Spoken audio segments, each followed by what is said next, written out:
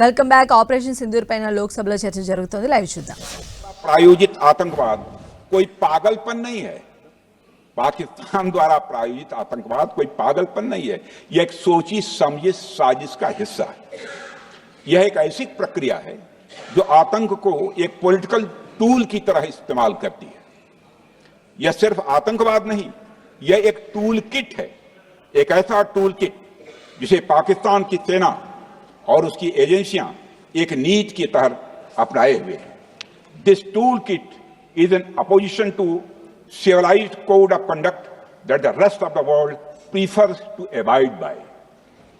यानी यह टूलकिट उस सिविलाइज्ड कोड ऑफ कंडक्ट के खिलाफ है जिसे दुनिया का हर जिम्मेदार देश मानता है। अध्यक्ष महोदय, यह एक ऐसी एक कट्टरपंथी सोच की उपज है जिसमें सहिष्णुता के लिए कोई जगह नहीं। हमारा पाकिस्तान के साथ कोई सीमा का संघर्ष नहीं है अध्यक्ष महोदय, बल्कि यह सभ्यता बनाम बर्बरता का संघर्ष है। सभ्यता बनाम बर्बरता का संघर्ष। पाकिस्तान के हुक्मरान जानते हैं कि उनके सैनिक युद्ध के मैदान में भारत से नहीं जीत सकते, इसलिए वे आतंक को पालते हैं।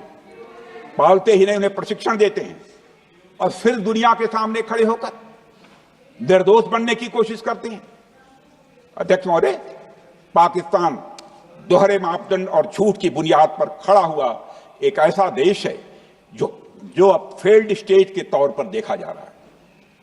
भारत ने ऑपरेशन सिंदूर के जरिए पूरी दुनिया को दिखा दिया है कि हम इस आतंकवाद के गंदे खेल को जड़ से समाप्त करने का संकल्प ले चुके हैं। अध्यक्ष महोदय, जब अटल जी प्रधानमंत्री थे तब पाकिस्तान के साथ कंबोजिट डायलॉग के लिए भारत की शर्त थी कि पाकिस्तान अपनी जमीन का प्रयोग भारत के खिलाफ टेररिज्म फैलाने के लिए नहीं करेगा। एक कंपोजिट डायलॉग के लिए भारत की शर्त थी, जिसे पाकिस्तान ने भी मान लिया था उसमें। लेकिन दुर्भाग्य से 2009 में शर्म शेख में तत्कालीन सरकार ने एक बड़ी भूल की, जब कंपोजिट डायलॉग प्रोसेस से पाकिस्तान प्रायोजित आतंकवाद को डीलिंक कर दिया गया। यानी बातचीत जारी रखने के लिए पाकिस्तान द्वारा अपनी जमीन को आतंकवाद के लिए प्रयोग न करने की शर्त को ही डाइल्यूट कर दिया गया। मैं मानता हूं यह भारत की स्ट्रेटेजिक पोजीशनिंग को कमजोर करने वाला एक कदम था। अध्यक्ष महोदय, ऐसी ही एक और गंभीर चूक तत्कालीन सरकार ने 2006 में हवाना में भी हुई थी, जब पाकिस्तान को आतंकवाद का विक्टिम माना गया और एक ज्वाइंट एंटी टेरर मैकेनिज्म बनाने पर सहमति भी हुई थी। 2006 की बात कर रहा हूं। अध्यक्ष महोदय, यह सोचने वाली बात है कि जो देश आतंक को पैदा करता है, उसे पालता है, उस देश को ही आतंक से पीड़ित मान लेना कितना बड़ा स्ट्रेटेजिक ब्लंडर है।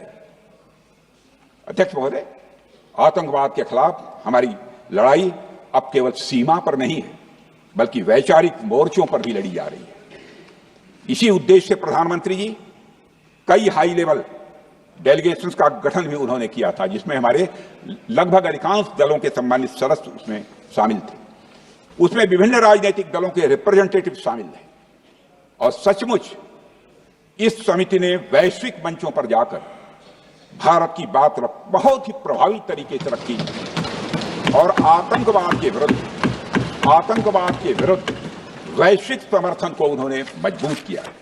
अध्यक्ष महोदय, मैं उन सभी डेलीगेशन के सम्मानित सदस्यों के प्रति शीश झुकाकर आभार व्यक्त करना चाहता हूं, जिन्होंने भारत का आतंकवाद के खिलाफ स्टैंड तथा जीरो टॉलरेंस की पॉलिसी और ऑपरेशन सिंदूर के बारे में दुनिया के देशों को सही तरीके से अवगत कराया, प्रभावी तरीके से अवगत कराया। अध्यक्ष महोदय, ऑपरेशन सिंदूर को लेकर सर्वदलीय बैठक भी हुई।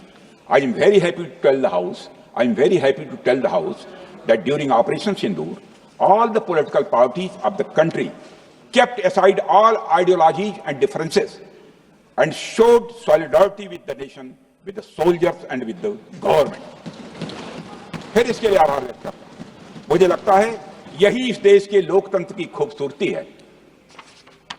अध्यक्ष महोदय, जैसा कि हमारे माननीय प्रधानमंत्री मोदी जी ने भी कहा है कि ऑपरेशन सिंदूर अभी रुका है, समाप्त नहीं हुआ है।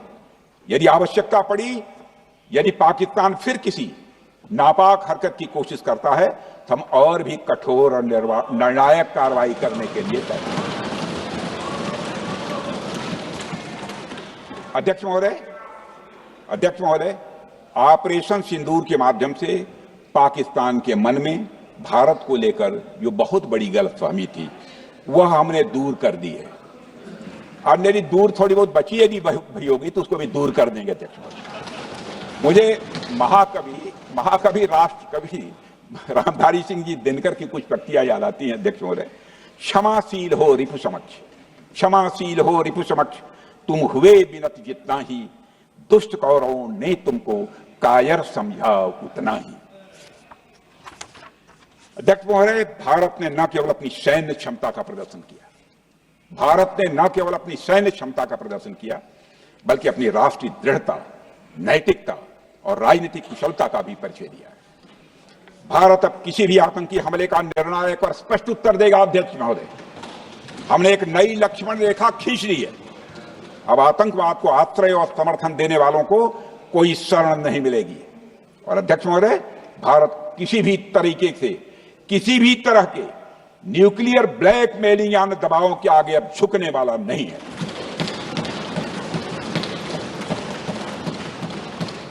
अध्यक्ष महोदय, ऑपरेशन सिंदूर के माध्यम से जो हमने किया और उससे पहले सर्जिकल स्ट्राइक और एयर स्ट्राइक के जरिए जो संदेश दिया गया वह बहुत पहले ही हो जाना चाहिए, लेकिन जो होता है समय पर ही होता है।